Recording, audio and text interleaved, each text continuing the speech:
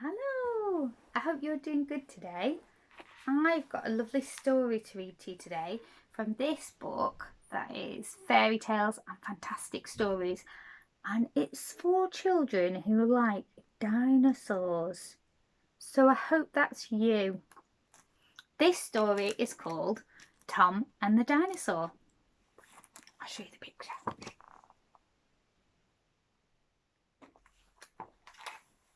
A small boy named Tom once noticed strange noises coming from the old woodshed that stood at the very bottom of his garden. One noise sounded a bit like his great Aunt Nellie breathing through a megaphone. There was also a sort of scraping, rattling noise, which sounded a bit like someone rubbing several giant tiddlywinks together. There was also a rumbling sort of noise that could have been a very small volcano erupting in a pillar box. There was also a sort of scratching noise, rather like a mouse the size of a rhinoceros trying not to frighten a cat.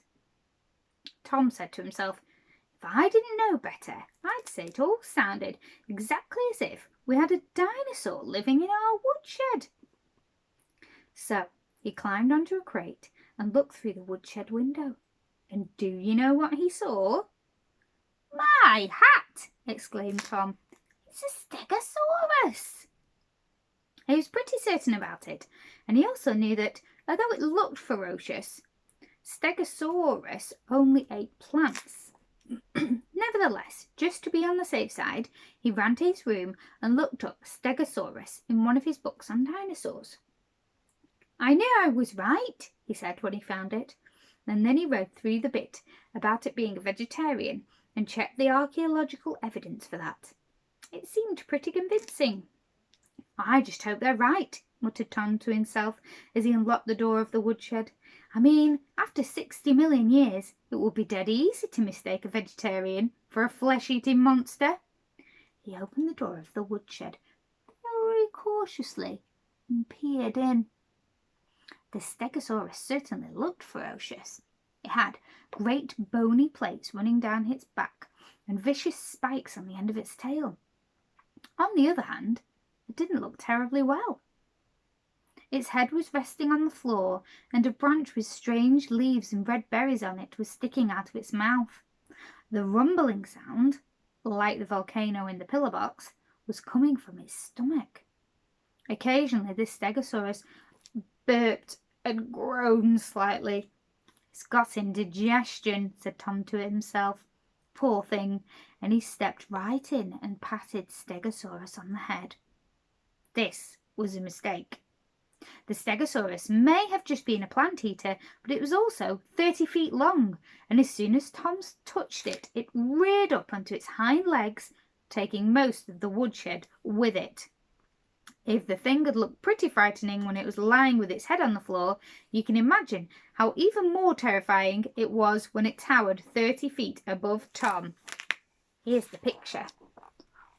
But I don't think it's the right kind of dinosaur. What do you think? Don't be frightened, said Tom to the Stegosaurus. I won't hurt you.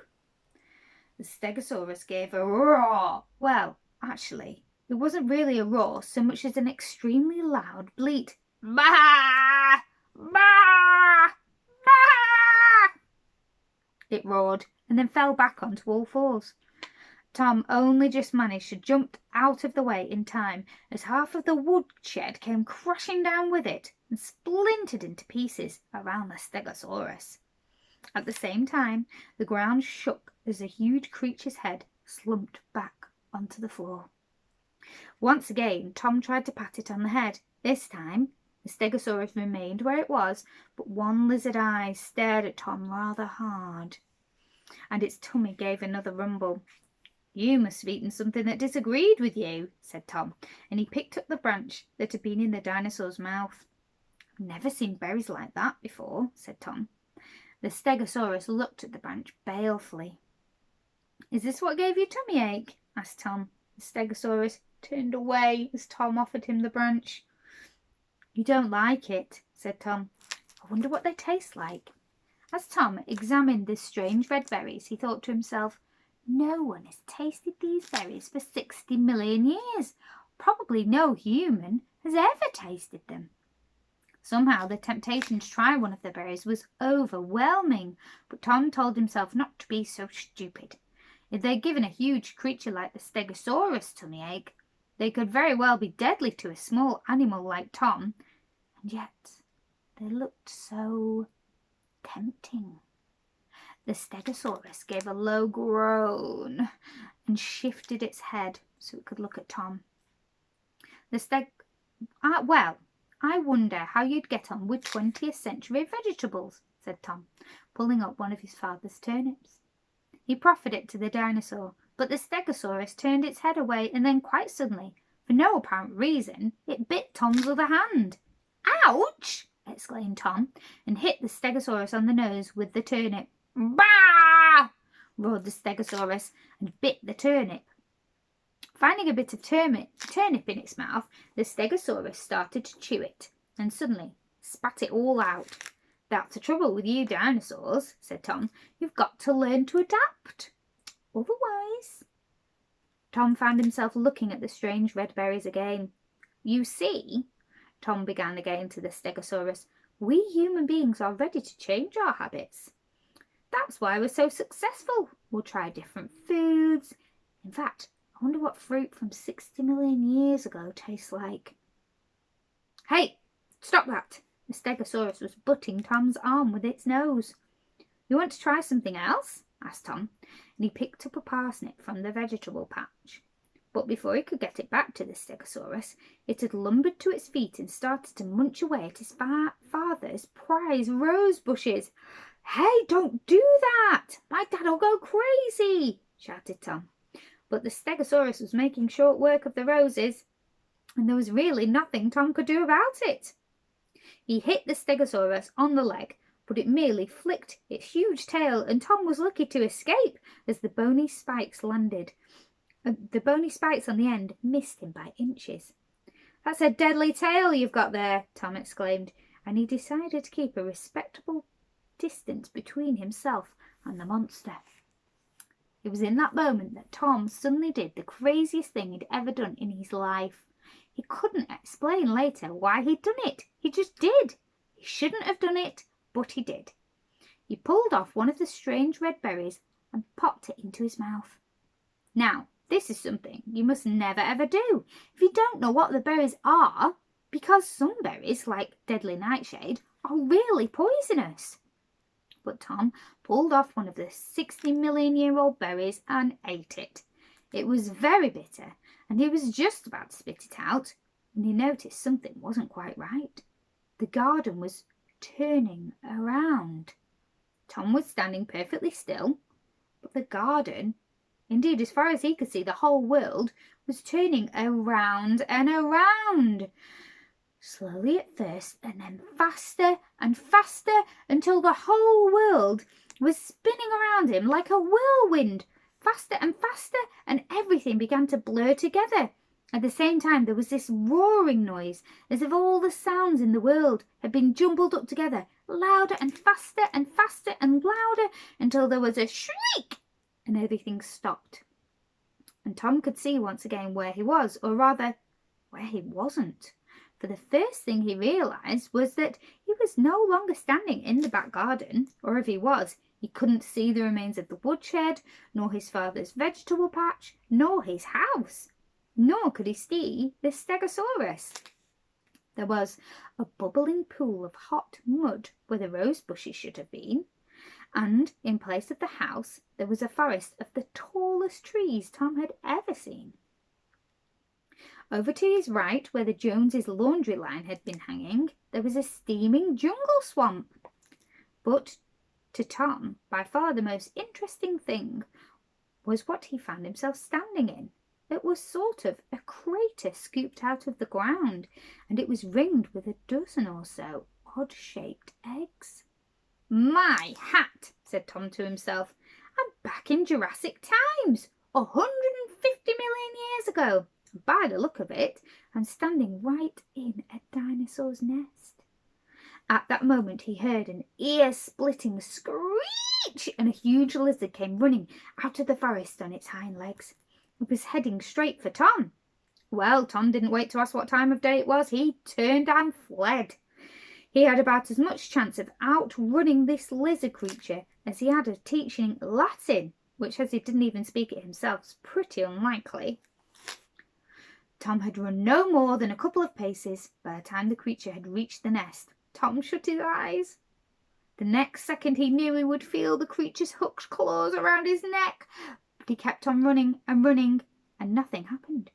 Eventually, Tom turned to see his pursuer had stopped at the nest and was busy with something. "It's eating the eggs!" exclaimed Tom. "It's an egg eater, an oviraptor!" I should have recognised it. But before he had a chance to kick himself, he felt his feet sinking beneath him, and an uncomfortably hot sensation ran up his legs. Tom looked down to see that he'd run into the bog. "Help!" shouted Tom, but the oviraptor obviously knew as little English as it did Latin, and Tom felt his legs sliding deeper into the bubbling mud. Tom looked up, and he saw what looked like flying lizards gliding stiffly overhead. He wished he could grab onto one of those long tails and pull himself up out of the bog, but even as he thought it, his legs slid up to the knee. And now he suddenly realised the mud was not just hot, it was boiling hot. His only chance was to grab a nearby fern frond. With the last ounce of his strength, Tom lunged for it and managed to grab the end. The fern was tougher and stronger than modern ferns, but also it stung his hand. But he put up with it, and slowly and painfully, inch by inch, he managed to claw his way up the fern frond until finally he managed to pull himself free of the bog. "This isn't any place for me!" exclaimed Tom. And at that moment the sky grew red, as if some distant volcano were erupting. "Oh dear," said Tom, "how on earth do I get out of this?" The moment he said it, however, he took it back, for the most wonderful thing happened. At least it was wonderful for Tom, because he was particularly interested in these things. He heard terrible commotion in the forest. There was crashing and roaring and twittering and bleating. A whole flock of pterodactyls flew up out of the trees with a hideous screeching. The lizard creature stopped eating the eggs and turned to look. From out of the middle of the forest came the most terrible roar that Tom had ever heard in his life. The ground shook. The lizard thing screamed, dropped the egg it was devouring, and ran off as fast as it could. Then out of the forest came another dinosaur, followed by another and another and another. Big ones, small ones, some running on four legs, some on two, all looking terrified and screeching and howling. Tom shinnied up a nearby tree to keep out of the way. "Those are ankylosaurs! Those are pterosaurs! Triceratops! Iguanodons! And look, a platysaurus!" Tom could scarcely believe his luck. "Imagine seeing so many different kinds of dinosaur all at the same time," he said to himself. "I wonder where they're all going." But the words were scarcely out of his mouth before he found out. Crash! Tom nearly fell out of the tree. Crash! The ground shook as suddenly out of the forest emerged the most terrible creature Tom had ever seen or was likely to see again. "Crumbs!" said Tom. "I should have guessed." Can you guess? Tyrannosaurus Rex! My favourite dinosaur! The monster stepped out into the clearing. It was bigger than a house, and it strode on two massive legs. Its vicious teeth glowed red in the flaming light from the sky. The curious thing was that Tom seemed to forget all his fear. He was so overawed by the sight of the greatest of all dinosaurs that he felt everything else was insignificant, including himself. The next moment, however, all his fear returned with a vengeance, for the Tyrannosaurus Rex stopped as it drew level with the tree in which Tom was hiding. Its great head loomed just above Tom and the tree and made them both quiver like jelly. Before Tom knew what was happening, he suddenly saw the Tyrannosaurus reach out its foreclaws and pull the tree towards itself. The next second, Tom found that the branch to which he was clinging had been ripped off the tree and was being hoisted 40 feet above the ground by the claws of the Tyrannosaurus Rex. Tom was too terrified to be frightened. A sort of calm hit him as the creature turned him over and sniffed him, as if uncertain whether or not Tom was edible. "He's going to find out pretty soon," exclaimed Tom, as he felt himself being lifted up towards those terrible jaws. "I bet," said Tom, "I'm the only boy in my school to have ever been eaten by his own favourite dinosaur." He could feel the monster's breath on his skin. He could see the glittering eye looking at him. He could sense the jaws were opening to tear him to pieces, when there was a dull thud. The Tyrannosaurus's head jerked upright and twisted round, and Tom felt himself falling through the air.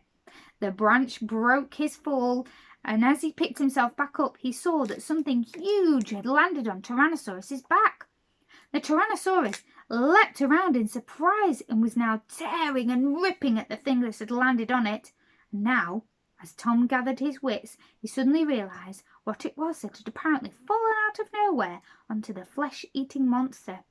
I wonder if you can guess what it was. It was Tom's old friend, the Stegosaurus, complete with bits of the garden woodshed still stuck in its armour plates and the branch of red berries sticking out of its mouth. "It must have given up eating my dad's roses and gone back to the berries," exclaimed Tom. And at that very moment Tom could have kicked himself. "I'm an idiot," he cried, for he suddenly noticed that the tree he'd climbed was none other than that very same magical tree with its odd-shaped leaves and bright red berries. But even as he reached out his hand to pick a berry that would send him back home in time, he found himself hurtling through the air as the Tyrannosaurus's tail struck him on the back. "Bah!" bleated the Stegosaurus, and the Tyrannosaur clawed its side and blood poured to the ground. "Rah!" roared the Tyrannosaur, and the Stegosaurus thrashed at it with horny spikes on its tail. The monsters reared up onto their hind legs and fought with tooth and bone and claw, and they swayed and teetered high above Tom's head until the Tyrannosaur lunged with its savage jaws and ripped a huge piece of flesh from the Stegosaurus's side. The Stegosaurus began to topple, as if in slow motion, directly on to where Tom was crouching. Tom would most certainly have been crushed beneath the creature had he not, that very instant, found in his hand he had already broken a spray of the red berries. And as the monster toppled over onto him, he popped a berry in his mouth and bit it. Once again the world began to spin around him. The clashing dinosaurs, the forest, the bubbling mud swamp, the fiery sky, all whirled around him in a crescendo of noise, and then, suddenly, he was back in his own garden. The Joneses' washing was still on the line. There was his house, and there was his father coming down the garden path towards him, looking none too pleased. "Dad!" yelled Tom. "You'll never guess what's just happened." Tom's father looked at the wrecked woodshed, the dug-up vegetable patch, and then looked at his prize roses scattered all over the garden, and then he looked at Tom. "No, lad," he said, "I don't suppose I can, but I'll tell you this, it had better be a very good story." There's a little note at the end, I'll read it to you. If you're wondering why the magical tree with the bright red berries had never been heard of again, well, the Stegosaurus landed on it and smashed it, and I'm afraid it was the only one of its kind. Oh, what happened to the Stegosaurus? Well, I'm happy to be able to tell you that it actually won its fight against the Tyrannosaurus Rex. It was, in fact, the only time a Stegosaurus ever beat a Tyrannosaurus Rex.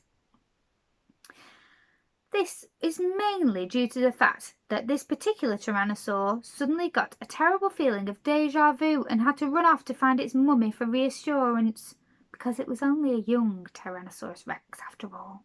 So the Stegosaurus went on to become the father of 6 healthy young Stegosauruses, or Stegosauri, and Jurassic tail flashing champion of what is now Suburbiton. Here's a picture of the Stegosaurus. Well, no, it's not the Stegosaurus, is it? It's a different dinosaur. It's Triceratops. I hope you enjoyed that super story about dinosaurs from Fantastic Stories and Fairy Tales. Have a lovely day.